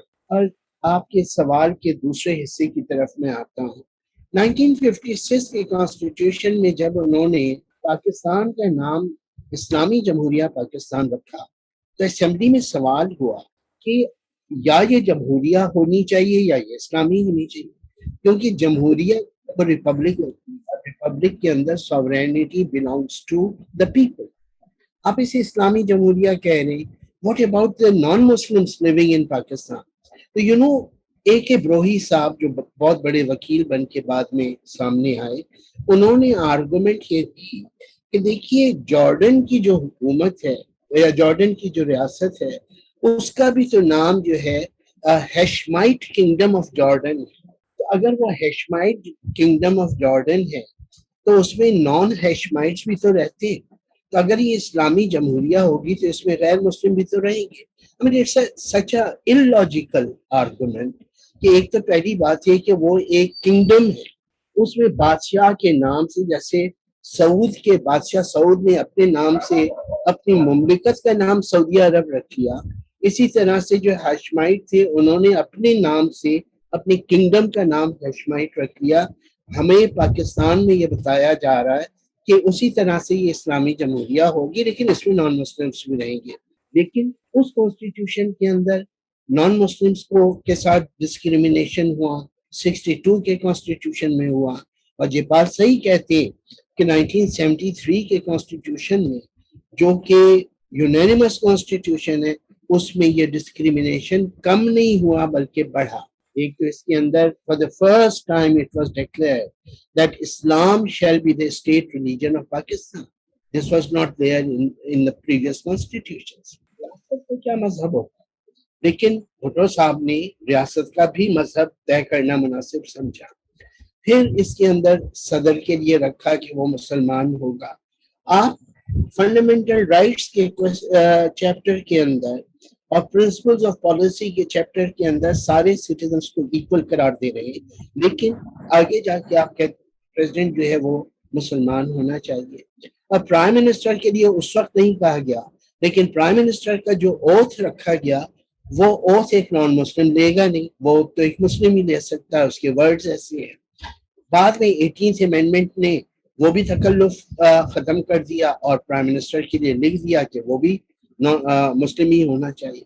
کہنے کا مطلب یہ ہے کہ یہ بات صحیح ہے, جیسے ہمارے دوست نے کہا سمسن صاحب نے کہ اسٹرکچرل چینجز کی ضرورت ہے. میں یہ کہوں گا کہ دیکھیے, جب تک کہ وے آف تھنکنگ ہم نہیں بدلتے, جب تک کہ ہم نے سوسائٹی میں جو زہر پھیلا دیا ہے اس کو کنٹین نہیں کرتے, آپ اگر اسٹیٹ کے لیول پہ, آئین کی سطح پہ, قانون کی سطح پہ آج وہ پوزیشن پہنچ چکی ہے. مطلب 1973 کے اندر اسٹرکچرل چینجز ہو سکتی تھی شاید بعد میں. آج اگر کوئی اسٹرکچرل چینج کرنے جاتے ہیں تو پارلیمنٹ کا گھیراؤ بھی ہوگا اور مار دھاڑ ہوگی, بہت کچھ ہوگا. بہت ضروری ہے کہ معاشرے کی سطح پہ جو زہر پھیلا دیا گیا ہے اسے تھوڑا سا کنٹین کریں. جو نصاب کی سطح کے اوپر آپ نے ایک ڈسکریمنیشن پیدا کیا ہے اس کو آپ ختم کریں. جو میڈیا کی سطح کے اوپر آپ نے چیزیں کی ہیں اس کو کنٹین کریں. اور پھر آپ جو بھی ریلیجس گروپس ہیں, میں نہیں کہتا کہ مار دھاڑ کریں اور لڑائی جھگڑے, آپ انگیج کریں ان کے ساتھ. اور انگیجمنٹ وہی کر سکتے ہیں جو وہی سرکاری اور اسٹیٹ کے انسٹیٹیوشنز کر سکتے ہیں جو اپنی صفوں کی پہلے صفائی کر چکے ہیں. جب انہی کے اندر یہ ایلیمنٹ بیٹھا ہوگا, انہی کے اندر وہ لوگ بیٹھے ہوں گے. ہمارے یہاں اس طرح کے وزراء رہے, منن جے پال صاحب برا نہ مانی, اور نادیہ نے انڈیکیٹ بھی کیا کہ ہم پولیٹیکل ڈسکشن نہ کریں, لیکن پچھلی گورنمنٹ پنجاب کے ایک وزیر نے ہندوؤں کے بارے میں جو زبان استعمال کی وہ میرے خیال میں کسی مہذب معاشرے میں نہیں کی جا سکتی. پھر بہت ضروری ہے کہ ہماری پوری پولیٹیکل کلاس وہ نیشنل نیریٹو کو سٹیزنز کو سامنے رکھ کے بنائے.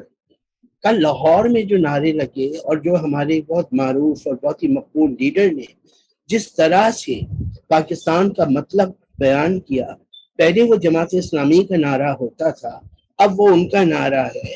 میں کل جےپال یا ہم جیسے ہمارے اور جو نان مسلم دوست ہیں وہاں پہ کھڑے ہوئے ہوتے اسٹیڈیم میں, ان کے کیا جذبات ہو سکتے تھے. تو ود ڈیو ریسپیکٹ میں یہ کہوں گا کہ کسی ایک یا دوسرے, بلاول ہوں یا میاں نواز شریف ہوں یہ یا عمران خان ہوں, یہ سارے ہمارے نیشنل لیڈرز ہیں. ان کو اپنا نیشنل ڈسکورس جو ہے وہ چینج کرنا پڑے گا. جب تک آپ نیشنل ڈسکورس چینج نہیں کریں گے اور اسے آل انکمپاسنگ نہیں بنائیں گے, اس کے اندر سیکولر ویلیوز کو نہیں آپ ڈالیں گے, اس وقت تک کسی ایک قانون کی یا دوسرے قانون کی ترمیم کر لینے سے کوئی بہت بڑا فرق نہیں پڑے گا. تھینک یو آپ کا. آپ نے بہت مفصل اور بہتر طریقے سے بتایا ہے کہ اسٹیٹ جو ہے ہمیشہ ترقی یافتہ ممالک میں ترقی اسی وجہ سے کی کہ وہاں پہ اسٹیٹ ریلیجن نہیں ہے. फेथ जो है इंडिविजुअल मैटर है, उसके ऊपर फोकस करना चाहिए। सैमसन साहब, मैं आपसे अब नेक्स्ट क्वेश्चन करूंगी कि जैसे आप इनकी बात से पहले तो मैं कहूंगी कि डॉक्टर सईद साहब से आप मुत्तफिक हैं और किस वजह से मुत्तफिक हैं, और दूसरा, आपने बहुत सारी कम्युनिटीज के लिए काम किया है विदाउट एनी डिस्क्रिमिनेशन।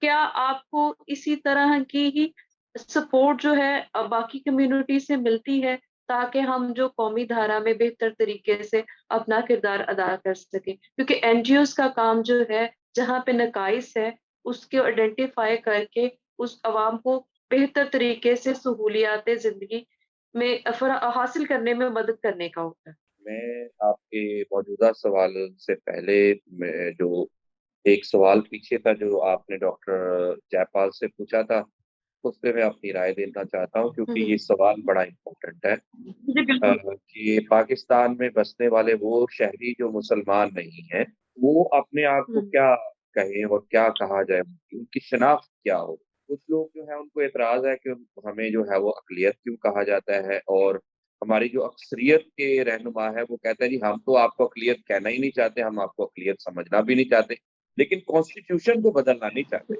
जब कॉन्स्टिट्यूशनल राइट्स की बात आती बिल्कुल है, ऐसे ही। वहाँ वो राइट जो है वो देना नहीं चाहते, लेकिन वो उनका मुँह नहीं थकता ये कहते हुए कि अक़लियतें मुक़द्दस अमानत है और अक़लियतों को हमने जन्नत में रखा हुआ है और हम तो आपको अक़लियत नहीं कहना चाहते। अब मेरा जो सवाल है वो इसके गिर्द है कि अक़लियत कहना चाहिए या नॉन मुस्लिम कहना चाहिए? मुझे ये लगता है, और मैं डॉक्टर जयपाल से एग्री करूँगा क्योंकि जो माइनॉरिटी टर्म टर्म है वो इंटरनेशनली रिकॉग्नाइज्ड है और उसको वो मुझे ज़्यादा काबिल कबूल इसलिए लगती है कि या तो आप कॉन्स्टिट्यूशन को बदल दें, जो कॉन्स्टिट्यूशन में आपने तफ़रीक रखी हुई है उसको आप उड़ा दें और आप कह दें कि मज़हब की बुनियाद पर तमाम पाकिस्तान के शहरियों में कोई फ़र्क नहीं है। तो हम मान जाएँगे कि भी ठीक है, हम अक़लियत नहीं है। जब आपके कॉन्स्टिट्यूशन ने हमें ये डिक्लेयर कर दिया है और कुछ जो राइट्स जो है वो हमसे छीन लिए गए हैं। हालाँकि ये जो जितने भी हमारे पाकिस्तान के इस वक़्त के मेन स्ट्रीम लीडर हैं, चाहे वो इमरान खान है, नवाज़ शरीफ है, शहबाज शरीफ है, वो बिलावल भुट्टो हैं, या ज़रदारी साहब, मैं उनके बराबर का पाकिस्तानी हूँ। और मैंने शायद अपनी कैपेसिटी में मैं कहता हूँ कि मैंने शायद पाकिस्तान को बेहतर करने के लिए, सँवारने के लिए शायद ही उनसे ज़्यादा जो है वो मेहनत और जद्दोजहद की। लेकिन चूँकि मेरा मज़हब उनसे फ़र्क है, मेरे दफ़्तर में अगर पियोन है कोई और मैं उसका भी एहतराम करता हूँ बतौर इंसान, बराबर समझता हूँ, लेकिन अगर वो मुसलमान है तो वो रियासत पाकिस्तान का सरबराह बन सकता है। मैं जो मर्ज़ी कर लूँ, सैमसन सलामत। मैं रियासत पाकिस्तान का कभी भी सरबराह नहीं बन सकता और ये कॉन्स्टिट्यूशन मुझ पे पाबंदियाँ जो है वो लगाता है। अब जो दूसरी टर्म आती है वो आती है नॉन मुस्लिम, जिसका आपने ज़िक्र किया कि कितनी दफ़ा ये कॉन्स्टिट्यूशन में नॉन मुस्लिम का लफ्ज़ इस्तेमाल हुआ है। मुझे इस लफ्ज़ पे सख्त एतराज़ है। मैं कहता हूँ दिस इज़ हाइली डिस्क्रिमिनेटरी। ये डिस्गस्टिंग है कि किसी भी स्पेसिफिक मज़हब के लोगों को दूसरे मज़हब की शिनाख्त के साथ जोड़ा जाए।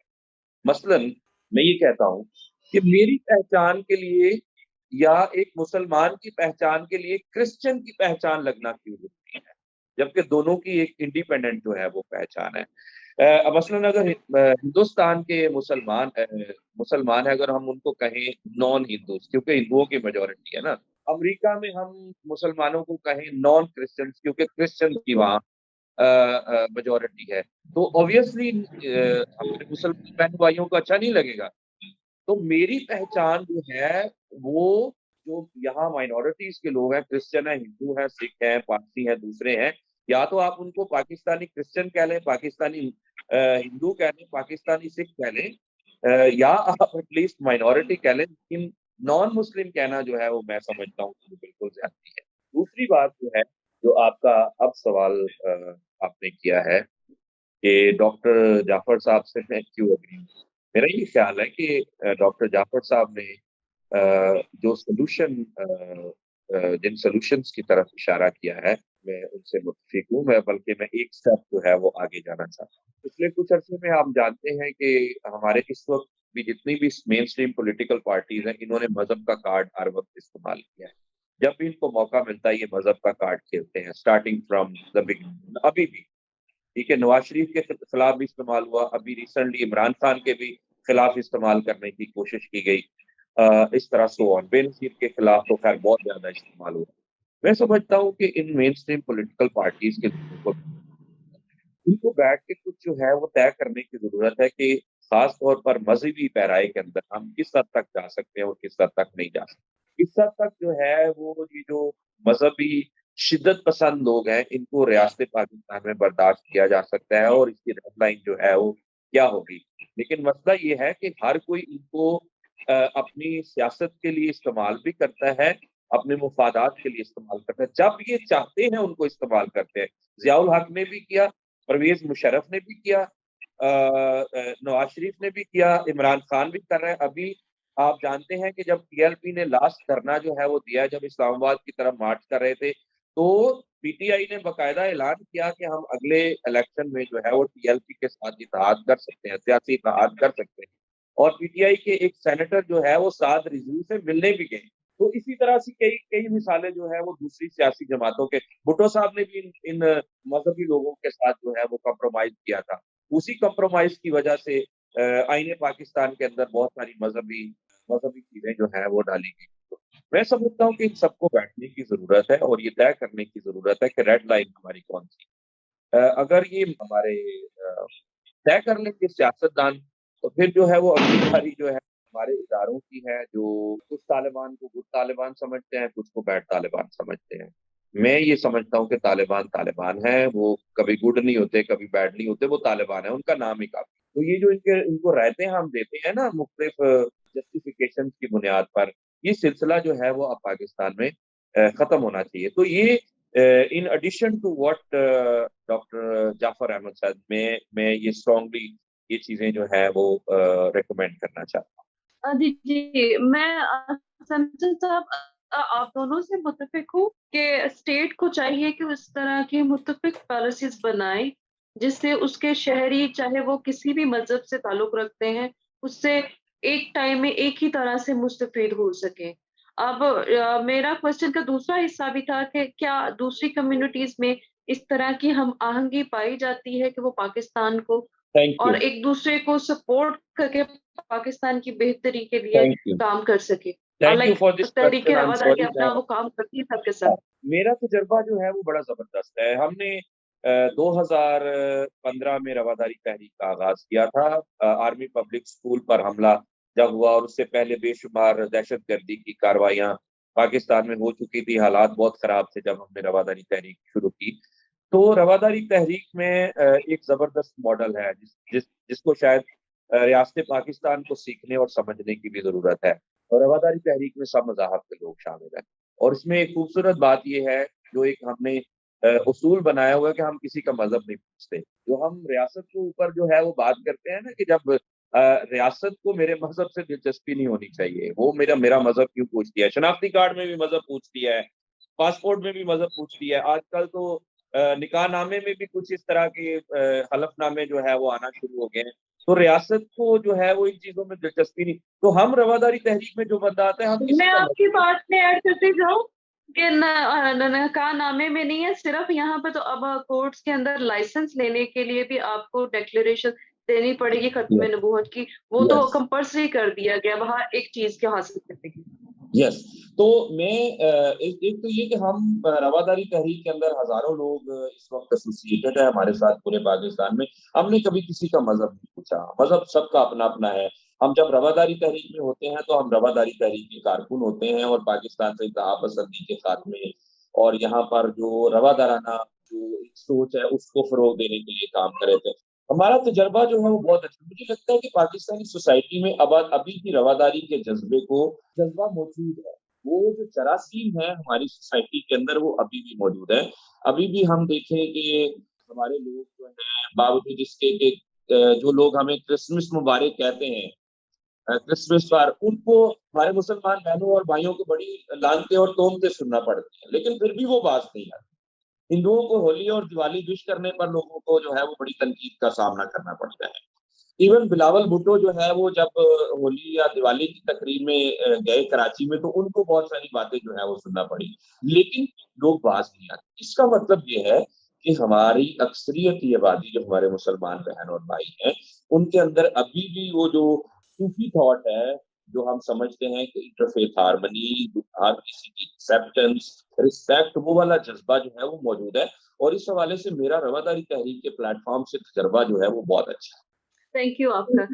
اچھا، میں جے پال صاحب کو اسی کوشچن سے لنک کروں گی کہ آپ نے جس طرح سمسن صاحب نے بتایا کہ رواداری میں سارے ہی مذاہب سے تعلق رکھنے والے لوگ ہیں، تو کیوں نہیں ہم سارے مذاہب کے جو لوگ ہیں وہ مل کے، میں بیسیکلی بھی بات کر رہی ہوں منورٹیز، کہ وہ مل کے کیوں ایسے کوئی یونیفارم پالیسی حکومت سے ڈیمانڈ نہیں کرتی جہاں پہ سارے سٹیزن کو ایکولی ڈیوائڈ کیا جائے، وہ ایکولی رائٹس جو ہے وہ مل سکے۔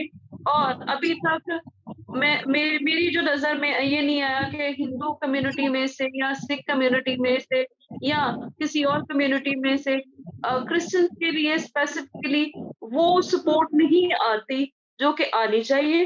اور جو آپ پہلے بات کر رہے تھے منورٹی کمیشن کے وہ جو افیئرس تھے، اس کے اوپر میں نے آپ کو منع کیا تھا کہ ہم پراپرٹی کے لیے بھی بات بھی کریں گے، لیکن میرے خیال میں اس کو ہم نہ چھیڑیں، کیونکہ وہ اگر آپ چھیڑیں گے تو منورٹی کی جو پراپرٹیز کو پروٹیکشن کے نام پہ یا اس کے اوپر NOC کی بات ہوتی ہے، تو آپ ہمارے سے بہتر جانتے ہیں کہ کچھ صرف ایک اسپیسیفک مذہب کی ہی پراپرٹیز کے NOCs جاری ہوئے ہیں، ساروں کے نہیں۔ اچھا، تھینک یو نادیہ۔ دیکھیں، آپ جو کہہ رہی ہیں کہ جو ہمارے سپورٹر ہیں، اصل میں ہوتا کیا ہے کہ مسئلہ جن کے ساتھ ہوتا ہے، پہلے نمبر 1 پہ تو ان کو کھڑا ہونا پڑے گا۔ جو یہاں کے ریلیجیس مائنارٹیز ہیں، ان کے جب لوگ اسمبلی میں کھڑے نہیں ہوتے، اپنے مسئلے کے لیے بات نہیں کرتے، تو ہمارے جو مسلمان دوست ہیں وہ لکھتے ہیں، جیسے ابھی آج ڈان میں انہوں نے آرٹیکل لکھا ہے ڈاکٹر جعفر نے، تو یہ صرف انہوں نے نہیں، کئی لوگ لکھتے ہیں، اپنی جہاں بھی ان کو موقع ملتا ہے وہ بات کرتے ہیں، لیکن ہمارے لوگ ڈاکٹر جو جعفر صاحب ہیں وہ تو انٹلیکچوئل پرسنز میں سے آتے ہیں جو کہ وداؤٹ اینی ڈسکریمنیشن دوسروں کے لیے کام کرتے ہیں، کیونکہ وہ میں نے جتنا ان کے بارے میں ابھی جانا ہے یا پڑھا ہے کہ وہ انسانیت کو پہلے رکھتے ہیں۔ یہاں پہ جی آپ کی بات شروع ہوتی ہے کہ وہ بات نہیں کرتے، اٹس مین کہ ہم یہاں پہ سیگریگیٹ خود کر رہے ہیں، اور پھر جب ہمیں ضرورت پڑتی ہے تو ہم اس سیگریگیشن کو بھول جاتے ہیں۔ بالکل، اس میں تو ہمارے لوگوں کو جب دیکھیں 73 کا کانسٹیٹیوشن جب بن رہا، وہ تو پرانی بات ہو گئی، لیکن 18ویں ترمیم میں جب امینڈمنٹ کی جا رہی تھی تو اس وقت تو ہمارے منارٹی کے لوگ وہاں اچھی خاصی تعداد میں موجود تھے، تو انہوں نے ایک بھی ایسا پارلیمنٹرین کیوں نہیں ہے جس نے اس پہ اعتراض کیا ہو، کھڑا ہو گیا ہو کہ یہ آپ کیوں لکھ رہے ہیں؟ بالکل، میں بات کر رہی ہوں۔ ہاں جی جی، تو وہ کھڑا کیوں نہیں ہو گیا؟ میں آپ کو چھوٹی سی مثال بتاؤں، ہماری کمیشن نے بہت سارا کام کیا ہے، لیکن اس کے باوجود جب ہم اس کی بات کرتے ہیں کہ ہم ایک ریزولوشن پاس کر رہے ہیں کہ under 18 conversion is not acceptable, تو ہماری کمیشن کے تمام ممبر اس پہ سپورٹ نہیں کرتے۔ تو یہ ہم جب تک خود کھڑے نہیں ہوں گے تو ہم صرف اس پہ امید پہ ہوں گے تو مسلمان دوست ہماری سپورٹ کریں۔ تو میں سمجھتا ہوں پہلے کرسچن، پارسی، ہندوز کو اپنے رائٹس کے لیے ایک بلیسفیمی کا کیس ہوتا ہے، ایک پروفیسر نوتن آج 25 سال کی سزا کاٹ رہا ہے، جیل میں پڑا ہوا ہے، کسی پارلیمنٹرین کو تکلیف نہیں ہے کہ وہ اس پہ اسمبلی میں بات کرے۔ تو یہ جب تک ہم یہ چیزیں خود نہیں کریں گے تو مسلمان تو دوست، اچھے مسلمان جو بھی ہیں، intellectual, political, they are supporting اس، لیکن جو ریلیجیس سیکشن ہے، جو مذہبی حلقہ ہے، میں آپ کو ایک مثال دوں، جب فورس کنورژن پہ کمیٹی بنی تھی پارلیمنٹرین کی، جس میں پہلے کاکڑ صاحب تھے، پھر ابھی تراکائی آئے ہیں، تو جب ہماری میٹنگ ہوئی تھی تو میں نے تراکائی صاحب کو بولا تھا کہ 12 سال کی بچی کیسے شادی کر سکتی ہے؟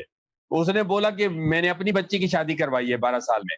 تو جب یہ پارلیمنٹرین سارے بیٹھے ہوئے تھے، جب وہ اس پہ اعتراض نہیں کریں گے، ہمارے لا بنے ہوئے ہیں 16 سال میں سے چھوٹی بچی کی جو نہیں ہو سکتی، اور دوسرا ہمارے سندھ میں 18 سال کا، لیکن ہم لوگ جب تک خود آواز نہیں اٹھائیں گے، मैंने समझा, अल्लामा इकबाल का शेर है कि खुद ही को कर बुलंद इतना कि हर तकदीर से पहले खुदा बंदे से खुद पूछे बता तेरी रजा क्या है। हमें खड़ा होना पड़ेगा तो पीछे हमारे वो खड़े हो जाएंगे।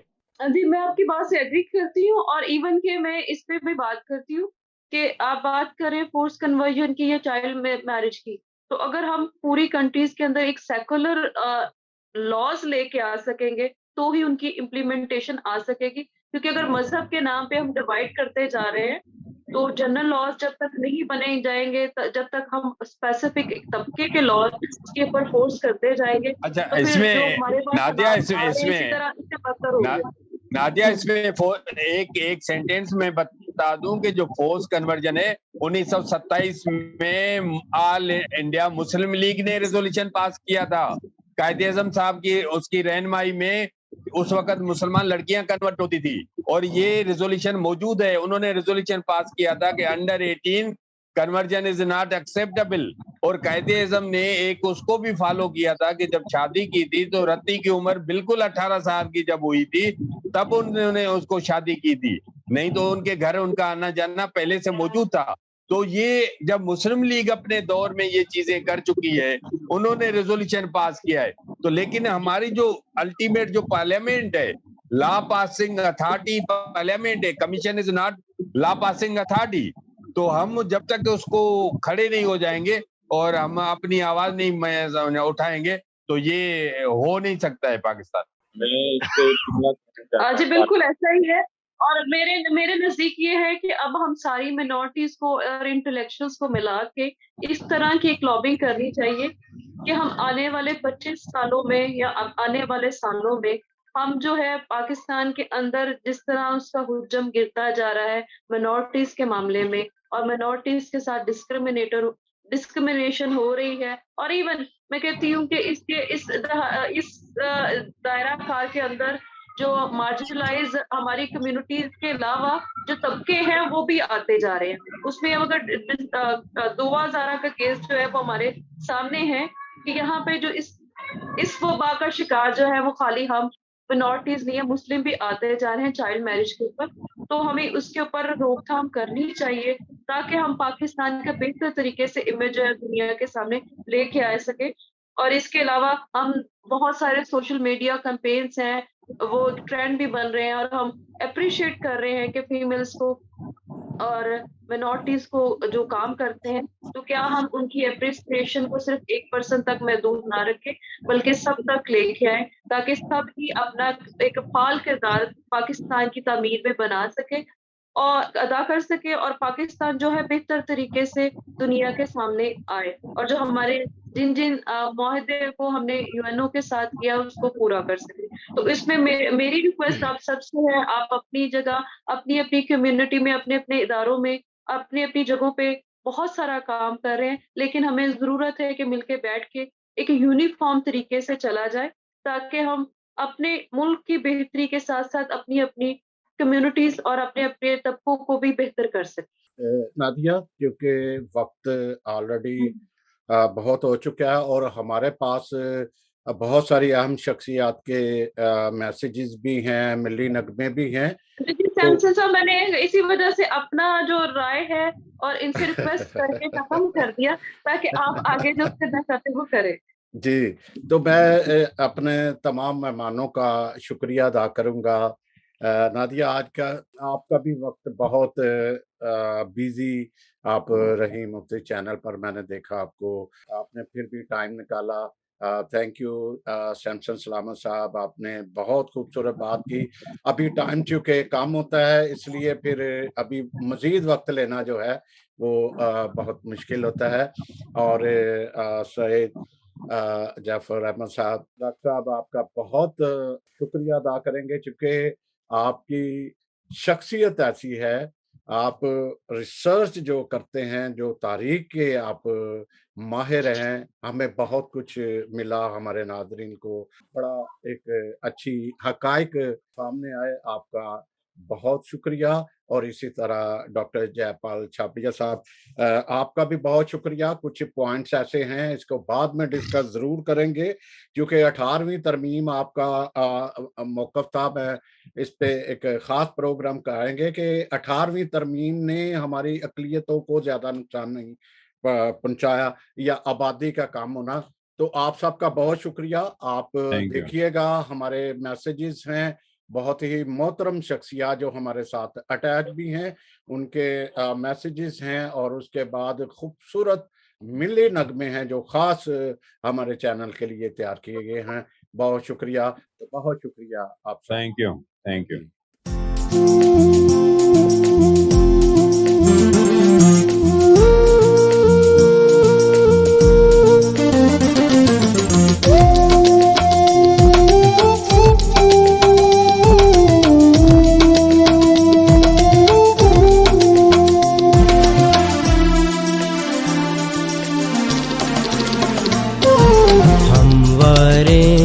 इस पे जाएं अपनी, हम वारे इस पे जाएं अपनी, लोगों ये धरती माँ अपनी, हम वारे इस पे जाएं अपनी, हम वारे इस पे जाएं अपनी।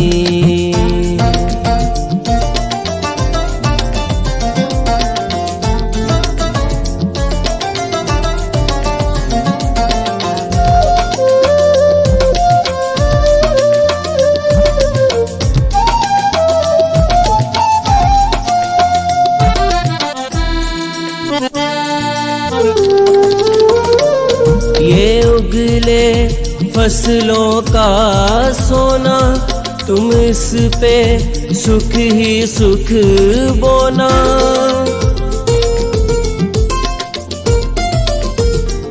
ये उगले फसलों का सोना, तुम इस पे सुख ही सुख बोना। यहाँ इल्म की शम्मा जलती रहे, हर दिल में मोहब्बत पलती रहे। हम वारे इस पे जाएं अपनी, हम वारे इस पे जाएं अपनी।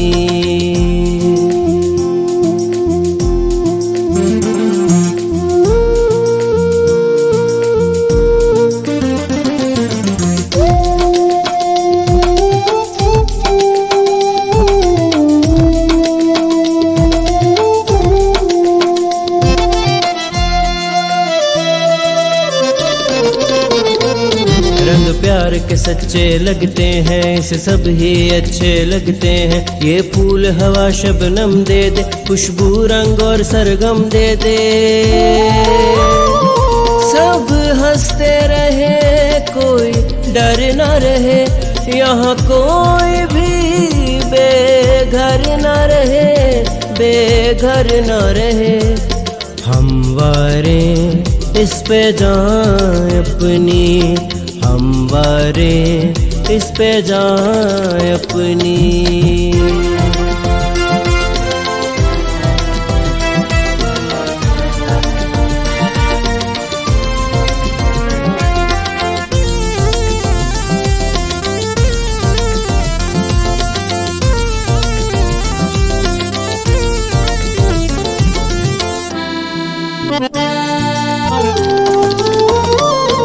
आधार पे चढ़ना पड़ जाए, इसके लिए मरना पड़ जाए।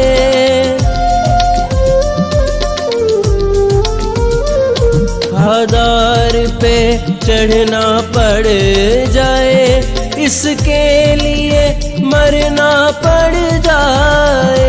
हम पीछे हटने वाले नहीं, दिल अपने घटने वाले नहीं। ये मिट्टी सोना करके रहे, ना होना करके रहे। हम वारे اس پہ جائیں اپنی ہموارے اس پہ جائیں اپنی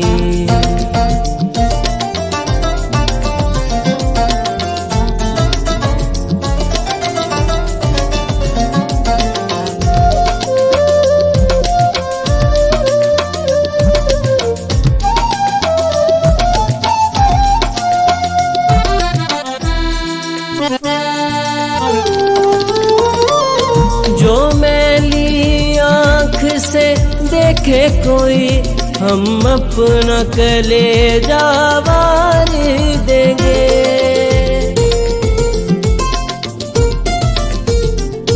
جو میلی آنکھ سے دیکھے کوئی ہم اپنا کلیجہ وار دیں گے اور اپنے خون دل سے بھی اس کی جبیں کو سنوار دیں گے ہر ساتھی سنگت بن جائے یہ دھرتی جنت بن جائے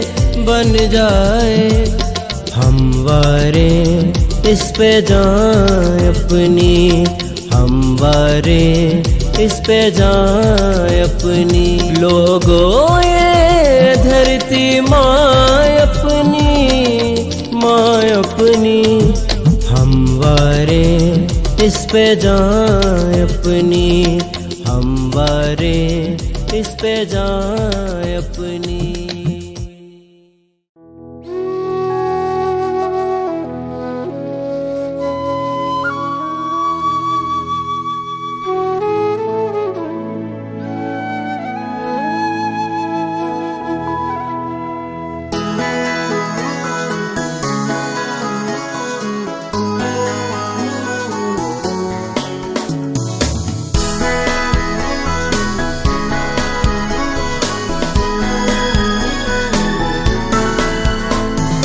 مشرق کی شاعری